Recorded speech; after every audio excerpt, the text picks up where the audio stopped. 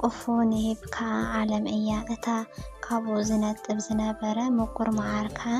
ሃብቲ ናይ ዓለም ነገር እዩ ካብቲ ሃብቲ ናይ ዓለም ከምቲ መዓር ንእሽተይ ክንጠማ ንፍትን እሞ ይመቀረና ሽዑ ካሊእ ንእሽተይ ክንወስኽ ንብል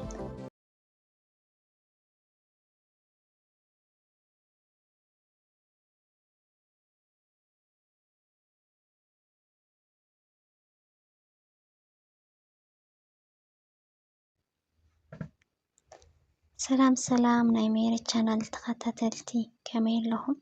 ና ሰላምና ከም ሰላም ዘለናዩ ሰላም ክትኮኑ ሙሉእ ትምኒትና እዩ ኣሎም ማንቲ አልኩም ዘመፀና ሕፅር ዘበለት ዛንታ እያ ቅድሚና ዛንታና ምኻድና ግን ሓድሽቲ ዝኾንኩም ሰብስክራይብ ላይክ ኣይትረስዑ ነባራት ዝኾንኩም ደሞ መበረታትዕኹም ኣይፈለየና ናብ ዛንታና ንኸድ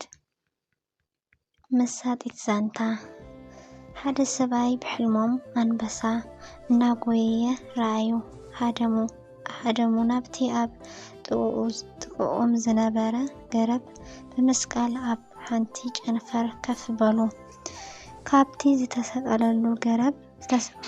ገረብ ኮይኑ ንታሕቲ ረአየ እቲ አንበሳ ኣብ ታሕቲ ኮይኑ ንክበልዖ ይጽበየ ከም ዝነበረ ፈለጠ እቲ ሰብኣይ እቲ ተቐሚጡሉ ዝነበረ ጨንፈር ናብ ጎኑ ክዕሰብ ጀመረ ክልተ ኣናጹ እታ ሓንቲ ጸላም እታ ሓንቲ ደሞ ጻዕዳ ኣብ ዝረአያ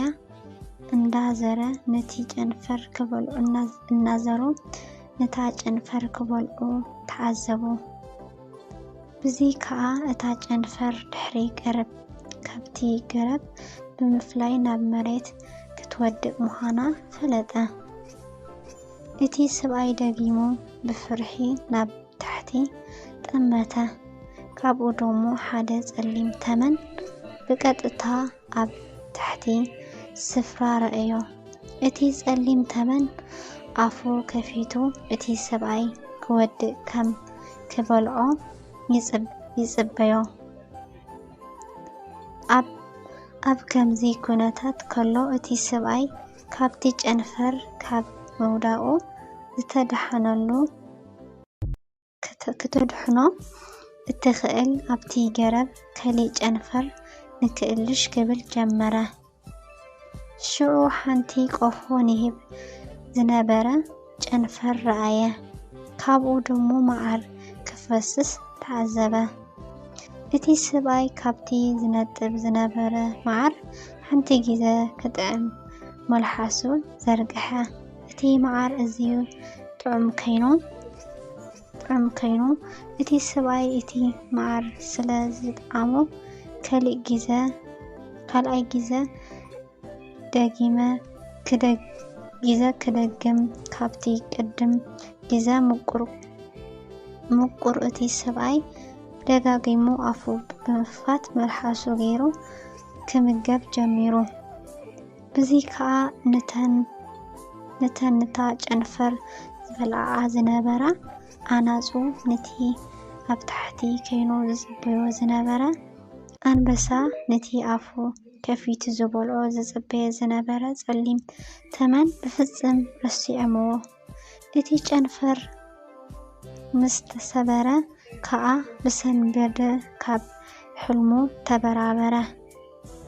ሕልሙ ሕንቅሊቴ ስለ ዝኾነ ናብ ሓደ መሃሪ ፈታሒ ሕልሙ ክፈትሑ ከደ እቲ ምሁር ፈትሒ ሕልሚ ደሞ ከምዚ ይበሎ እቲ አንበሳ ሞትካ ኢካ ዝረአየካ በሎ ምክንያቱ ሞት ናብ ዝኸድካዮ ኬድካ ኣይትገርፈካን እያ ንሳኻ እያ ዝስዕብ በሎ እተን ክልተ ኣናጹ ከዓ መዓልትን ለይትን እየን እታ ጻዕዳ ንመዓልቲ እታ ጸላም ከዓ ንለይቲ እየን ዝውክላ በሎ እቲ ኣብ ዝረአዮ እንዳከለ ዝበረቅረቅ ዝበልዕ ዝነበረ ደሞ ጊዜ እዩ ቀስ ብቀስ እንዳተበልዐ ከዓ ናብቱ ሞት ይበጽሕ እቲ ገዘፍ ጸሊም ተመን አፉ ከፊቱ ዝጽበየካ ዝነበረ ከዓ መቃብርካ እዩ ናብኡ ወዲቅካ ከእቲካ ደሞ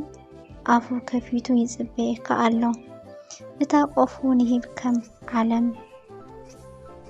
እታ ቆፎ ንሂብ ከዓ ዓለም እያ እታ ካብኡ ዝነጥብጥብ ዝነበረ ምቁር መዓር ከዓ ሃብትን ናይ ዓለም ነገር እዩ ካብቲ ሃብቲ ናይ ዓለም ከምቲ መዓር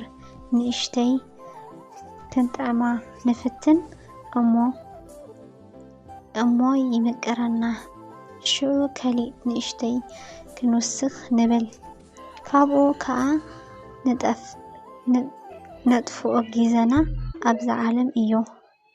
ከዓ ንርስዖ ብዛዕባ ሞትና ይኩን ብዛዕባ መቃብርና ብፍጽም ከዓ ንዝከር ንርስዖ ትስእ ካብ ድቃስካ ተበራበር ኩሉ ጽቡቕ ነገር ብዝከኣለካ ግበር ምስ ጊዜ ተቀዳደም ኩሉ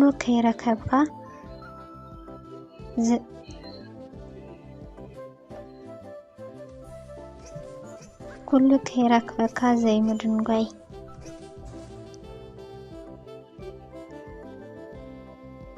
ክብረት ተኸተልተልትል እዚኣን ትመስል ነይራ ዛንታና እዘስ ትምህርቲ ዘለዋ ዛንታያ ተስተውዕልናያ ማለት እዩ በጣም ደስተል ምክንያቱ ንሕና ንባዓለማዊ ነገር ንጊዜያዊ ነገር ኢና ንርኢ ዓለም ደሞ ንእሽተይ ብኣጌራ ትወስድና